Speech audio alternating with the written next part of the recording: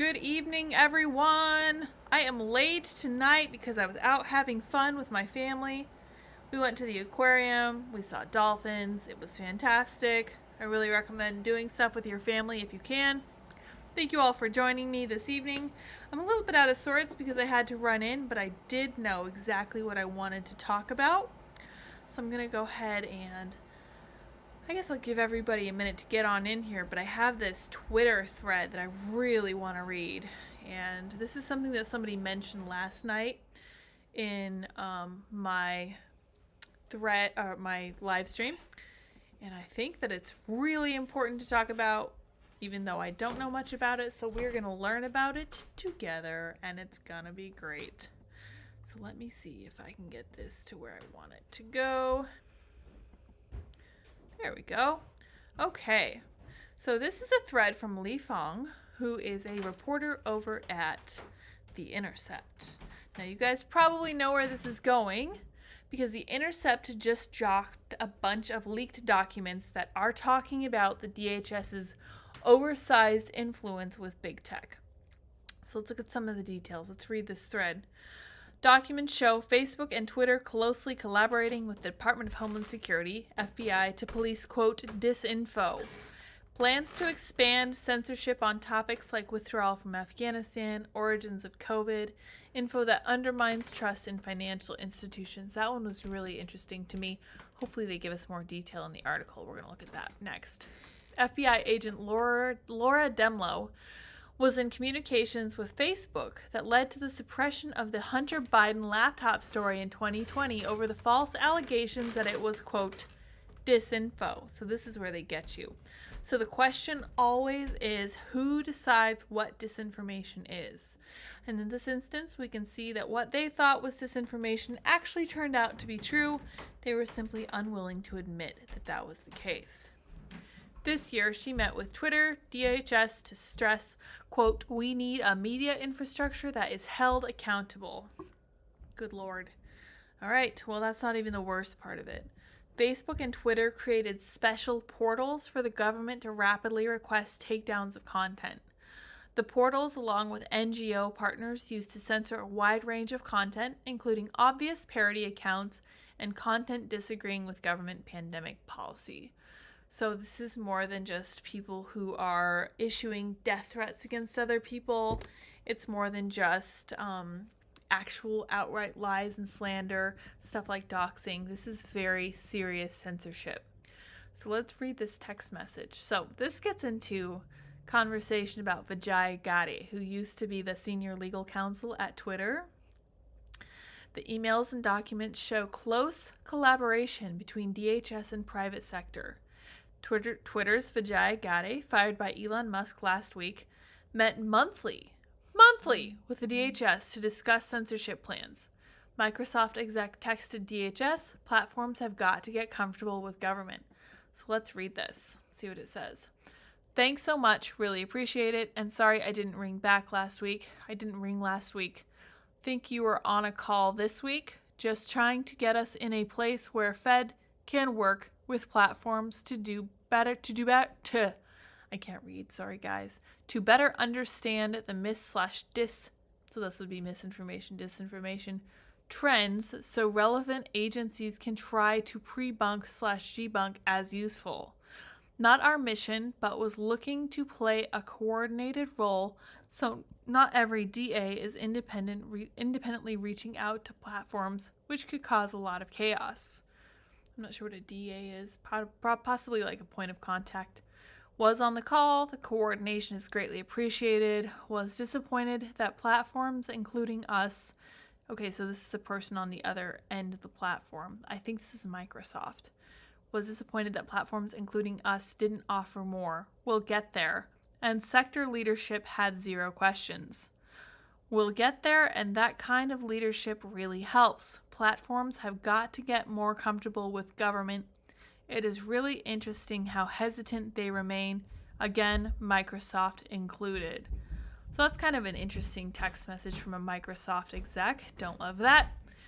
How does the DHS justify its evolving mission from countering foreign terror groups to policing domestic disinfo on social media? Leaked planning documents show that the agency argues false information is a source of radicalization and violence. That's where they get you, and this is their whole pretext. Well, we have to take care of all this misinformation and disinformation, because if we don't, we're going to have a bunch of homegrown terrorists that nobody wants, etc., etc. They're not able to provide proof that this actually happens. In fact, when you look at what they call the Twitter rabbit hole, this is the opposite of what happens. You do not get this kind of inclusion, this kind of radicalization that they're most concerned about. Lee goes on to say, earlier this year, the DHS launched a widely panned Disinfo Governance Board, which it later shuttered following criticism. But the same agenda lives on with the DHS sub-agency CISA, which argues disinfo is a threat to American critical infrastructure. And I'm not going to read this whole one right now. He says, hashtag DHS leaks. You guys should go check out Lee's thread. His @ is LHFong, F-A-N-G, and I'll put that link in my description.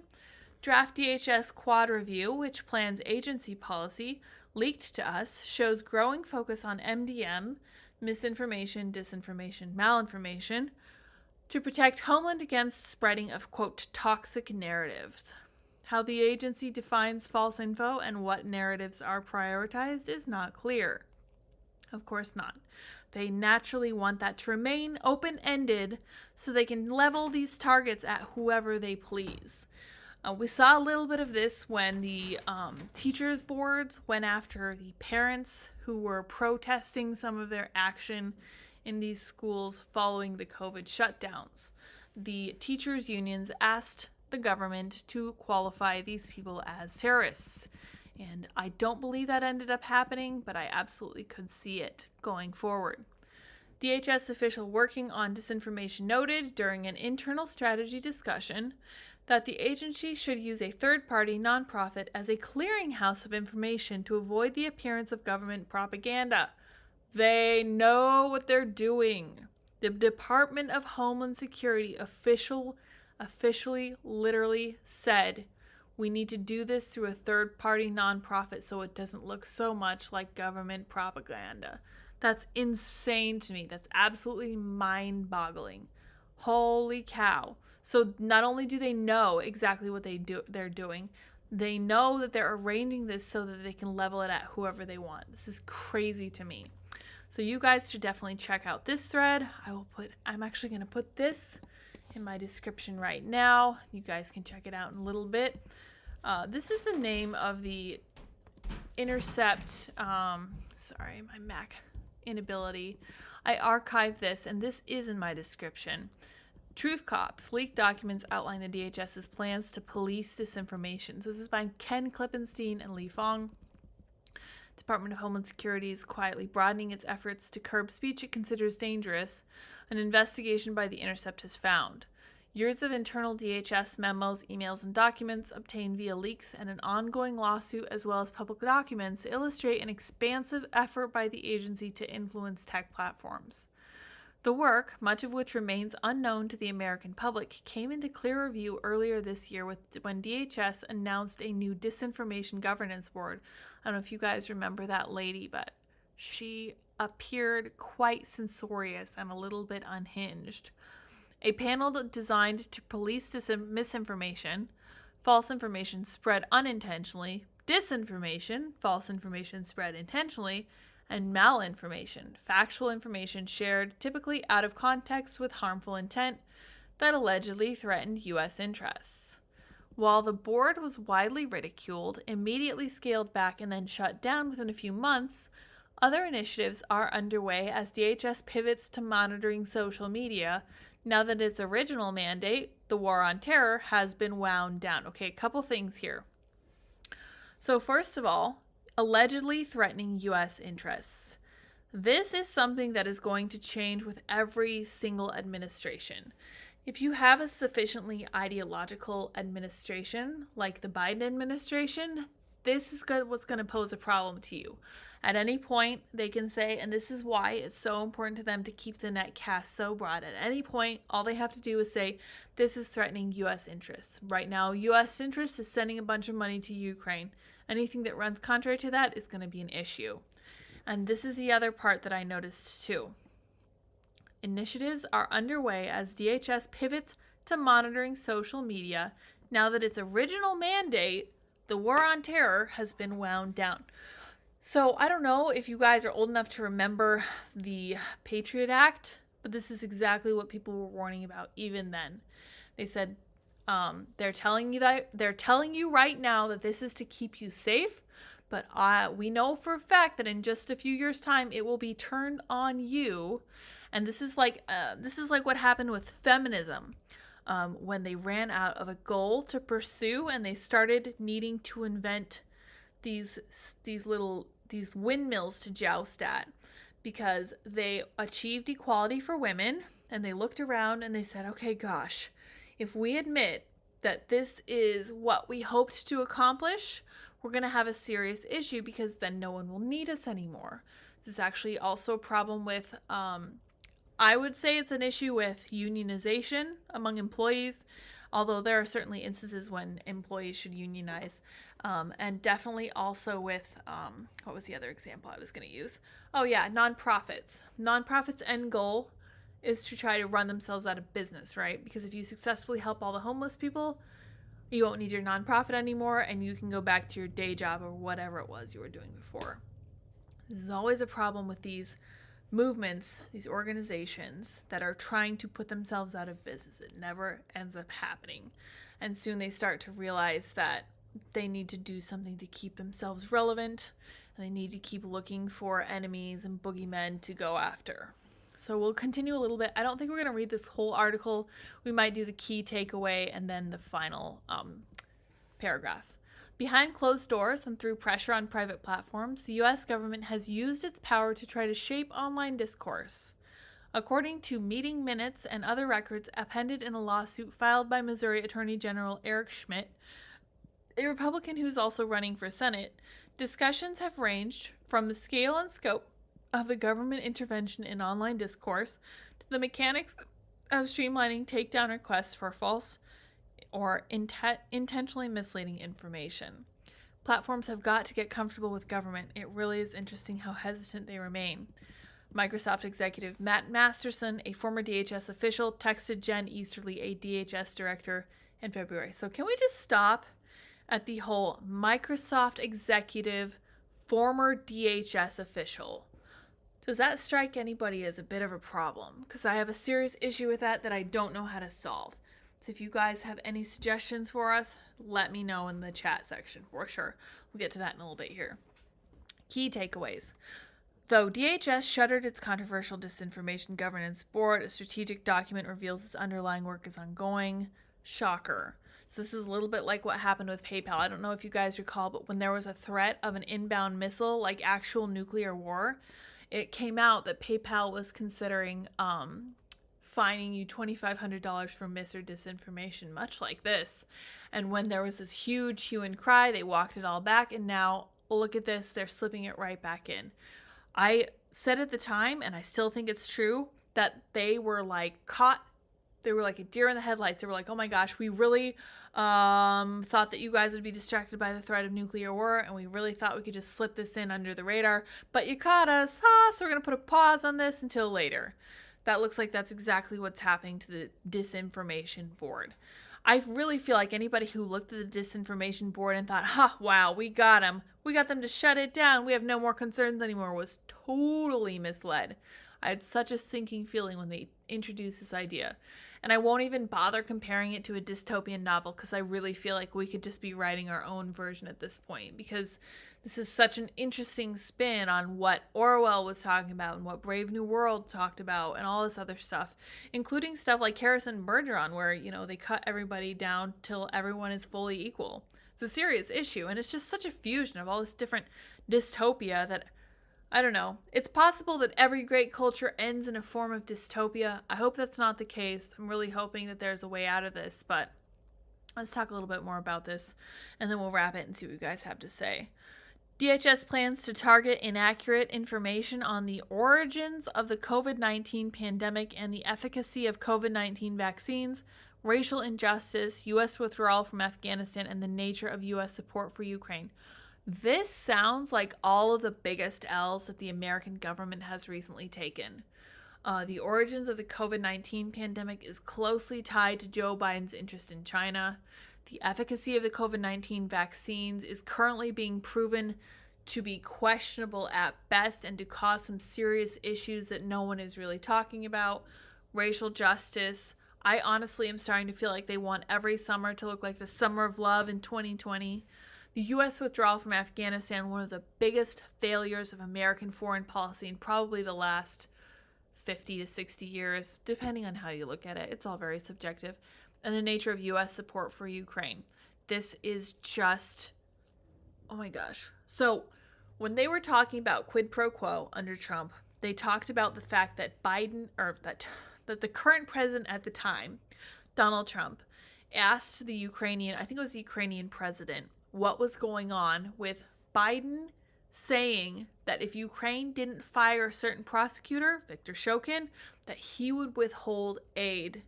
Biden said at the time, this is on video, son of a beep, the guy got fired. So he was literally saying, I queued up a quid pro quo, they delivered, and they ended up getting the aid because of it. So to me, this last one is the most egregious. The nature of U.S. support for Ukraine, I honestly believe, this is a personal theory. You guys can discuss this with me in the chat, whatever you like on Twitter. I think that the reason we're giving so much to Ukraine is because they have some form of something on Joe Biden. And I'm not convinced it's not his actions in the past when it came to Viktor Shokin and his choice to pressure them to fire him. I am not an international expert, so I will defer on that for sure. But that's just where my thoughts are. And to me, this just looks like a short list of American failings and all of the L's that the Biden administration has taken. And the fact that they want to target information on those grounds just sounds so much like state intervention in free speech. This is the furthest possible thing that I can imagine from the First Amendment. Like, seriously, our founding fathers should be rolling over in their graves. But I digress. Facebook created a special portal for DHS and government partners to report disinformation directly. So I saw an argument on Twitter, shocking, I know that's what Twitter's for, but there was somebody who was saying these companies this isn't fascism because these companies are being coerced into working with the government. And from my understanding of the express definition of the term fascism, under no instance is there any form of coercion necessary. From my understanding of fascism is when companies work side by side, when the private sector works side by side with the government against a enemy that is typically the people. You guys are welcome to look up the definition yourselves. I really feel like having a more solid definition of something like fascism would do away with a lot of these arguments. But as it is kind of up for debate. Let's go down to the last paragraph and then we kind of wrap it and see what you guys are thinking. I know you guys always have good input. The inherently subjective nature of what constitutes disinformation provides a broad opening for DHS officials to make politically motivated determinations about what constitutes dangerous speech. Guys, the Intercept is doing God's work over there. So to get this without archiving it, you need to go and sign up for their newsletter. And honestly, at this point, given how important this work is, I really think it's worth it. Now, I don't agree with everything the Intercept says. I don't agree with everything they talk about at all. But I do love that they are actually going out there and doing this journalism that I think that Glenn Greenwald would want them to do. Let's see, is that the last paragraph? Okay, there's a little bit more. We'll go down to the bottom. So let's read a few more of the key takeaways. The work is primarily done by CISA, a DHS sub-agency tasked with protecting critical national infrastructure. Okay. DHS, the FBI, and several media entities are having bi-weekly meetings as recently as August. DHS considered countering disinformation relating to content that undermine trust in financial systems and courts. Very interesting to me that they don't want anything that undermines trust in financial systems. So to me, this just sounds like them trying to stave off some form of revolution that they think might be coming. This sounds just as dramatic as like saying that we're about to go to civil war with our neighbors. I don't see it happening at all. But they're using it as their motivation for making this happen. I mean, I guess you could easily say that you saw this coming for sure. The FBI agent who primed social media platforms to take down the Hunter Biden laptop story continued to have a voice in DHS policy discussions, because of course he did. I would expect nothing less from these organizations at this point. This is rather a long article. Let's see if they have any more key takeaways, and then if they don't, we're just going to read that last paragraph or two. All right. Each email in the chain carried a disclaimer that the agency neither has nor seeks the ability to remove or edit what information is made available on social media platforms. That tagline, however, concerns free speech advocates who note that the agency is attempting to make an end run around the First Amendment by exerting continual pressure on private sector social media firms. When the government suggests things, it's not too hard to pull off the velvet glove and you get the mail fist, said Adam Kandube, a professor of law at Michigan State University. And I would consider such actions, especially when it's bureaucratized, and essentially state action and the government collusion with the platform. 100%. I'm going to have to look up Adam for sure. Candeub, professor of law at Michigan State University. He's right about that. If a foreign authoritarian government sent these messages, noted Nadine Strawson, the former president of the American Civil Liberties Union, there is no doubt we would call it censorship. That is such a great... So this article is so well written. Hats off to Ken Klippenstein and Li Fong. They did great work. I wanted to read the whole thing, but it is just a little bit too long, and we're already coming up on 25 minutes or so. Great article. Check it out for sure. Check out Lee's thread, and I'll make sure that we have that link in the description too. And then let's take a look at what you guys are saying now. Oh gosh, yeah. Don't be sad, get PO'd. Yeah, for sure. I think that is the time. Yeah, I have this really shaky desk. Sorry. So anytime I put my elbow on it, you know, like you do, it wiggles it. Someone says don't hold back. I have to hold back because I'm officially monetized now, which is great, but also means I have to be careful. Glad to see you streaming. Yeah, I'm a little bit late today. Sorry about that. This should be the biggest news. IMO. Yeah, 100%. I'm actually about to tweet it for sure and make sure that everybody knows about it. Somebody said LOL Vijaya. VJ. Yeah, her name is silly.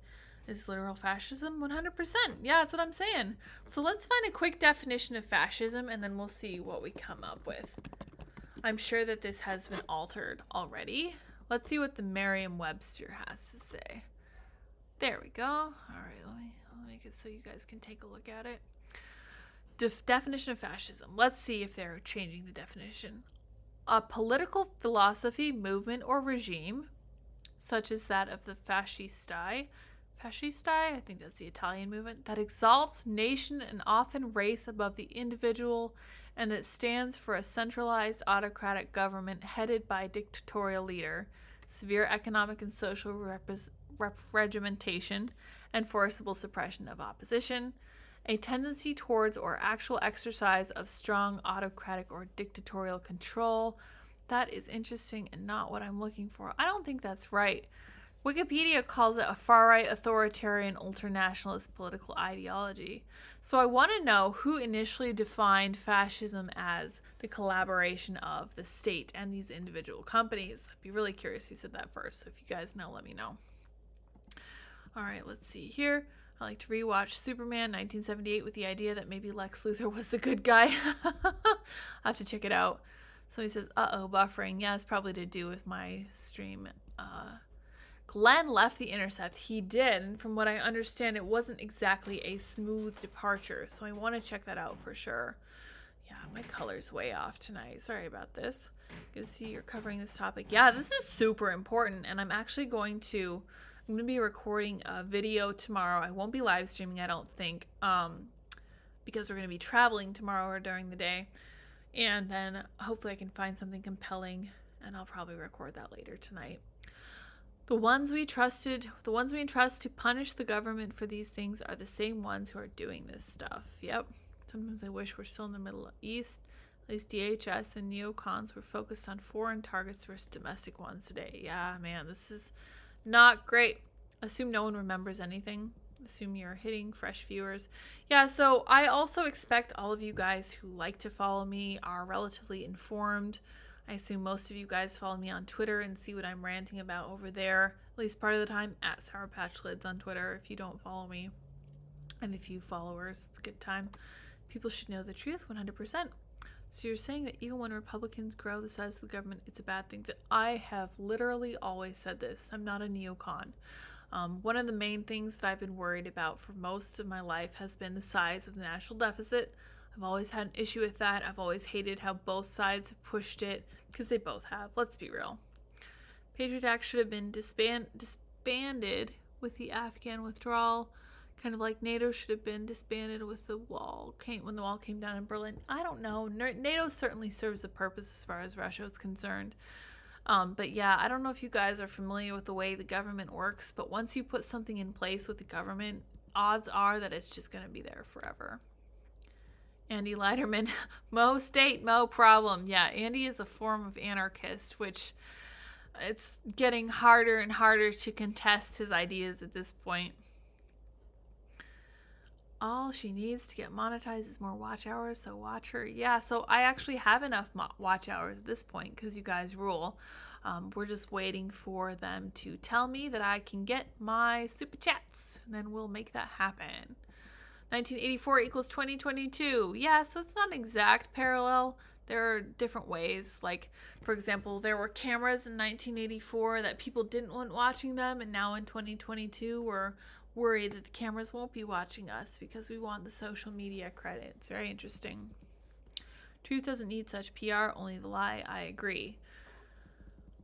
Quid pro Joe. Quid pro quo. Yep, slow decline of the empire. This is how it happens. Yeah, well, like I said earlier, I am, and you guys always watch me develop my thoughts on this stream in real time. I think that most successful empires that do really great things also tend to collapse into some form of dystopia, at least toward the end, unfortunately. And I'm going to have to fact check that.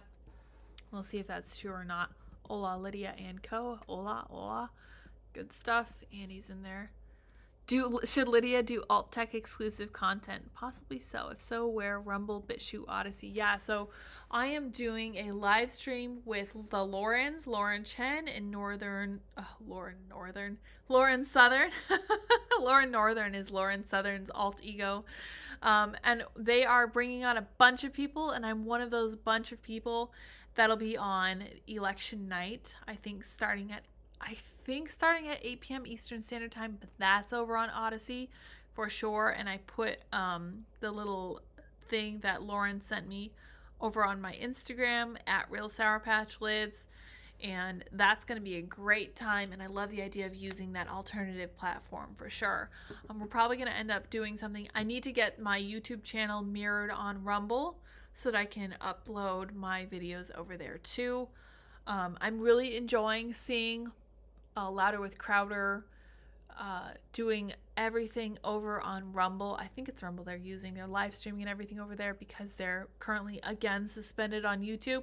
Their YouTube days are probably limited, but it's very hard for a show that large to go from one platform to another. I'm honestly glad that they're doing it now. I'm sorry they're being forced to do it. They shouldn't be censored in that regard, but we should 100% be using these parallel economy options that we have right now. All right, probably better to go look at the Internet Archive, what it used to mean 10 years ago. Yeah, that's a good idea. I could probably find a paper dictionary to tell me more. Lids interviews would be great. Yeah, reach out to people you like or who you disagree with and pick their brains. That's a great idea. That's one of the things we're going to be doing in the future. Gotta get life under control and make sure everything's in order before we do that. Open source, Linux for everything. F Windows and Mac. Yeah, so Andy's 100% on your side with that one. Salty started it. Start on YouTube. Yeah, so one of the things that Tim recommends against is referring people to a different platform while you're on YouTube. So I'm certainly not doing that here, nor shall I ever. But if I'm not on YouTube, if I do end up being suspended, you will find me over likely on Rumble. I think I have that set up, but I need to double check. I need a locals. I have a locals.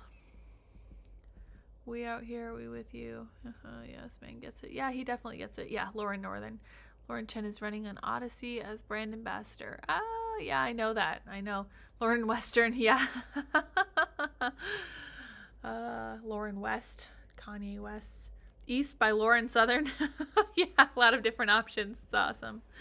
Rackets get roughly 10K on Rumble for live streams. Cool. Yeah, so there's a lot of opportunity. The parallel economy is coming in fresh. And he says interview is definitely coming for sure. To add a limiter filter to your mic, it can be easily added. It will help when you get excited. So I am on the road right now, so I literally have the bare bones studio. I'm glad you guys are watching it all. Very grateful that you're tuning in here. There's Andy now. I hear my echo on the stairs. And I think we're coming up on the end of our stream here. I definitely want to encourage you guys to go check out all of these alternative platforms in your own time. Go check out Locals, see how you like it. And we are going to have interviews for sure down the road. Thank you guys all very much for joining me this evening.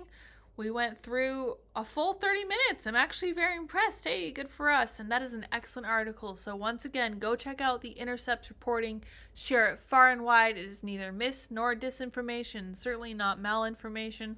And then I will see you guys all at the same time again tomorrow. Bye, guys.